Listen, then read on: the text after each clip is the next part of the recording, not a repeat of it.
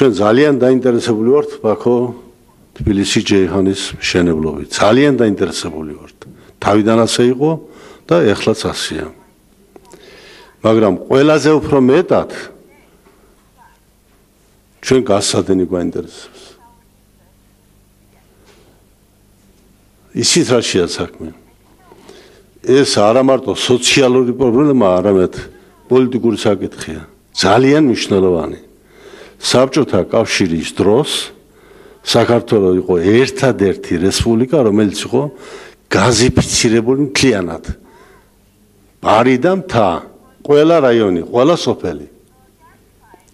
და ხანდახან ჩვენი ოპონენტები გვეუბნებიან, კი ბატონო, დამოუკიდებლობა კარგია, მაგრამ გაზი რო არ არის, მაშინ ხო გაზიფიცირებული იყო.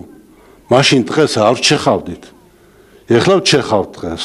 3/4 საქართველოს ტერიტორიის ტყეებია. და ეს არის ჩვენი სიმდიდრე. სხვა შორის ამ სუფთა ჰაერს ჩვენ ყველა სუფასოდ ვაძლევთ. წინა შეხვედრაზე, თუ იმის წინა შეხვედრაზე, ცანით საქართველო არა მარტო როგორც სატრანზიტო ქვეყანა, არამედ როგორც მომხმარებელი. და გია მართალია, რომელმაც თქვა, რომ მაშინ ვფიქრობდა, ბევრი ასე ლაპარაკობდა, რომ ასე მთავარია ტრანზიტი იყოს და გას მერე ან ვიყიდით, ან არ ვიყიდით. ასე არ არის. ყველაფერი უნდა იყოს ჩადებული ხელშეკრულებაში. სახელმწიფოთა შორის და კომპანიათა შორის ხელშეკრულებაში. გარკვეული დრო კიდეა საჭირო, ალბათ წელიწადნახევარი 2 წელი ან ცოტა მეტი იმისათვის, რომ ყველა პროექტი განხორციელდეს. მე დარწმუნებული ვარ, რომ ეს ყველა ქართველი სანუკვარი ოცნება არის.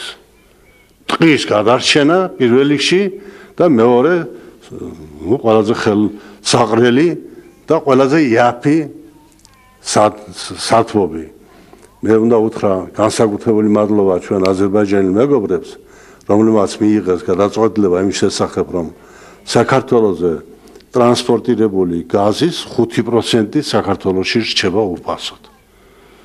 ხო რომ 9 მილიონზე მეტი არა, 9 მილიონ კუბომეტრ, 9 მილიარდ კუბომეტრზე მეტი შეღავათიან 45 დოლარი.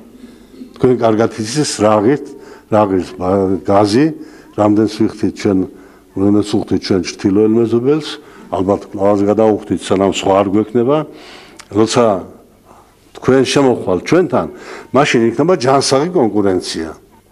დღეს ევროპის ბევრი ქვეყანა, რომლებიც ალმაცრად უყურებდნენ ამ პროექტებს, მათ შორის ჩვენი მეგობრები ევროკავშირში, ბევრი საფინანსო ცენტრები, მათ არ ჯეროდა თუ ეს განხორციელდება. ძალიან მიხარია, როცა ხანდახან ევროპელები გამოჩნდებიან და გვეკითხებიან, როდის დამთავრდება ბაქო თბილისი ჯეიჰანი? როდის დაიწყება შაღდენის, თბილისის და ერზურუმის მშენებლობა? ნავთობით აინტერესებთ ევროპაში, რა თქმა უნდა აინტერესებთ და განსაკუთრებით აინტერესებთ გაზი.